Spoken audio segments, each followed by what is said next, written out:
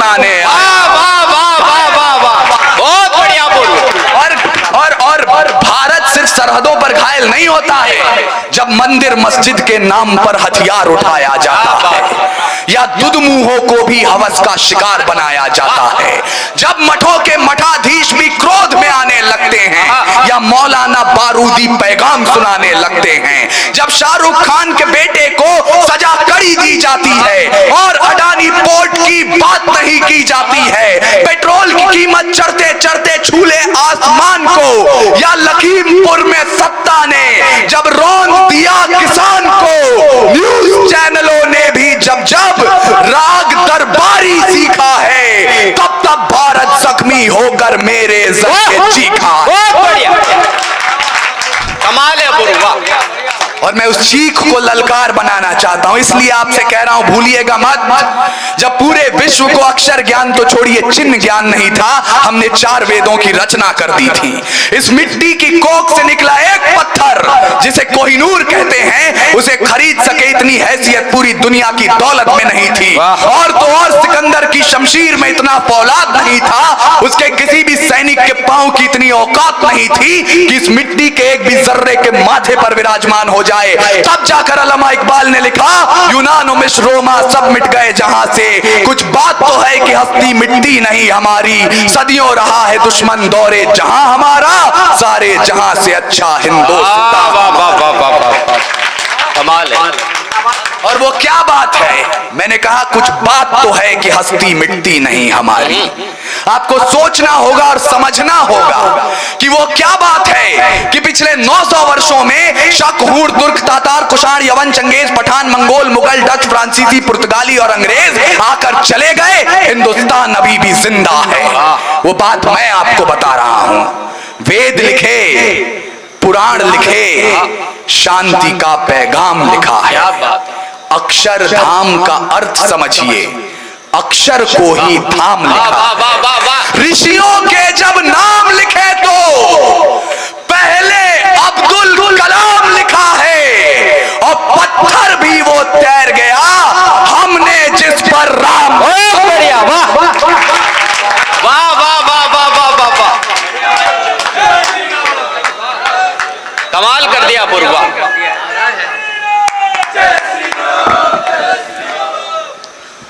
जब लंका की तरफ पुल का निर्माण हो रहा था तो पत्थरों पर राम लिखा जाता था, पत्थर तैर जाते थे। ये बात जब लंका में पता चली तो लंका की जनता भी रावण के पास गई और बोली कि तुम भी अपने नाम के पत्थर तैरा के दिखाओ। कोई बहुत बड़ा राजा आया है, बहुत ताकतवर, उसके नाम के तो पत्थर तैर जाते हैं। रावण समंदर के तट पर गया, उसने पत्थर पर रावण लिखा, उसे पानी में छोड़ा और पत्थर तैरा। जब वो घर पहुंचा तो उसकी पत्नी ने उससे पूछ लिया कि स्वामी मैं जानती हूं आपको पत्थर तैराना नहीं आता। वो पत्थर तैरा तो तैरा कैसे? इस पर रावण ने जवाब दिया कि प्रिय मैं भी जानता हूं मुझे पत्थर तैराना नहीं आता, मैंने तो पत्थर पे रावण लिखा, उसे पानी में छोड़ा और धीरे से कह दिया तुझे राम की कसम जो डूबा। जिंदाबाद, तैर गए। जिंदाबाद।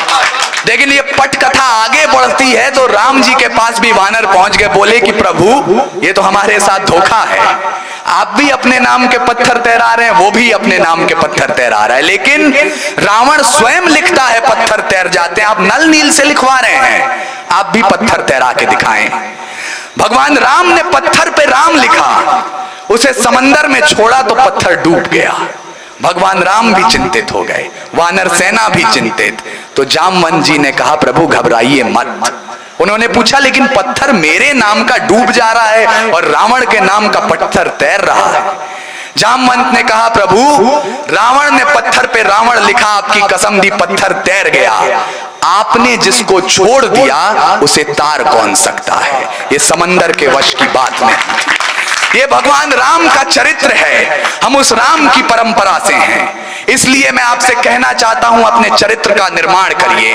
आज जवानियों को बताया जाता है कि हाथ में बियर की बोतलें लेकर आधी रात को नाइट क्लब में कमर हिलाना जवानी है। मुझे क्षमा कीजिएगा, जवानी का अर्थ ये नहीं है। आप किस मिट्टी पर खड़े हैं? आप रामकृष्ण की मिट्टी पर खड़े हैं। आपने आजादी का जो संतरास झेला है, आपने आजादी की जो पीड़ा झेली है, उसे भूलिएगा मत। जवानी का अर्थ क्या है? खुद ही राम ने खुददारी से हंसकर जिसका दान दिया, भगत सिंह ने चूमा फंदा और जिसे कुर्बान किया। आगोश में जिसके सुभाष से निकले लश्कर हिंद बनाया था, फतेह सिंह और जोरावर ने दहलीज में जिसे ठुकराया था। संघर्षों में बुनियाद बनी जो आजादी के बोल की, सुलग रही थी गर्मनाल में शेखर के पिस्तौल की, और खिल रही थी रोम रोम में अशफाकुल्ला खान के। वही जवानी दौड़ रही है खून में हिंदुस्तान के। वाह वाह वाह वाह वाह वाह वाह, जिंदाबाद जिंदाबाद। वही जवानी दौड़ रही है खून में हिंदुस्तान के। और अधिक समय आपका भी नहीं लूंगा, अंतिम चंद पंक्तियां, 2-3 मिनट और मेरे साथ रुक जाइएगा, क्योंकि आजादी के पन्ने जब पलटते हैं तो एक पन्ना आता है जब 88 साल के बहादुर शाह जफर रंगून में नजर बंद थे।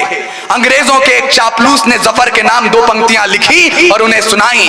कहा, दम दमे में दम नहीं है, खैर मांगो जान की, ऐ जफर झुकने लगी शमशीर हिंदुस्तान की। बहादुर शाह जफर ने एक कील उठाई और दीवारों पर उन 2 लाइनों के साथ 2 लाइनें और जोड़ दी। उन्होंने कहा, आप कहते हैं दम दमे में दम नहीं है, खैर मांगो जान की, ऐ जफर झुकने लगी शमशीर हिंदुस्तान की। तो जवाब भी सुनते जाएं, गाजियों में बू रहेगी जब जब तलक ईमान की, तख्ते लंदन तक चलेगी तेग हिंदुस्तान की। हमें कहा जाता है हम अपना इतिहास भूल जाएं। बचपन से सिखाया गया, पढ़ाया गया, रटाया गया। आओ बच्चों, तुम्हें दिखाएं झांकी हिंदुस्तान की, इस मिट्टी से तिलक करो, ये मिट्टी है बलिदान की। देखो अपना राजपुताना नाज जिसे तलवारों पर, जिसने पूरा जीवन काटा बरछी तीर कटारों पर। ये प्रताप का मुल्क पला है आजादी के नारों पर, कूद पड़ी थी यहाँ हजारों पद्मिनियां अंगारों पर। ये आपका मुल्क है, आपका देश है, यह आपका राजस्थान है। और इसलिए राजस्थान में खड़ा हूं तो मेरे सामने ये जो हमारे युवा साथी बैठे हैं, 25 साल 30 साल 35 साल के, आप लोग भी चचा जो वृद्धावस्था में हैं, लेकिन आपके हृदय में अभी भी वीरता गूंज रही है। लाख अहिंसा का पाठ पढ़ा दीजिए आप, लेकिन हकीकत यही है कि बाज का खतरा सदा रहा है चिड़ियों की मुस्कानों पर। आप माने या ना माने, बाज का खतरा सदा रहा है चिड़ियों की मुस्कानों पर, और दीपक भारी नहीं पड़े हैं आंधी और तूफानों पर। आज तक तो भेड़ियों ने प्रीत के गीत नहीं गाए, घोर अमावस की रातों से जुगनू जीत नहीं पाए। अरे ताप सूर्य का ताल ठोक कर सुबह की ओस से जीता है, सिर्फ कहानी किस्सों में कछुआ खरगोश से जीता है। बिन परवाज के चिड़िया पर तनिक नहीं इतराती है, हाथ जोड़कर मधुमक्खी भी छत्ता नहीं बचाती है। अरे अंबर की नपाई जैसे पंखों से की जाती है, शहद के छत्ते की रक्षा भी डंकों से की जाती है।